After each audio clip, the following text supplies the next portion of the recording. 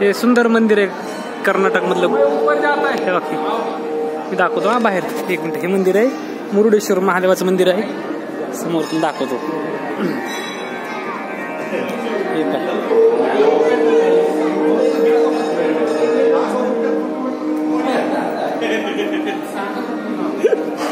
कमान दाखवतो. मोठीची मोठी कमान. हे दिसलं का बाबा किती मोठं मंदिर आहे.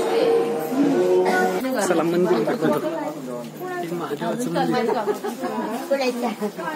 महादेवाचं मंदिर. हे मंदिराचं शिखर. हे समोर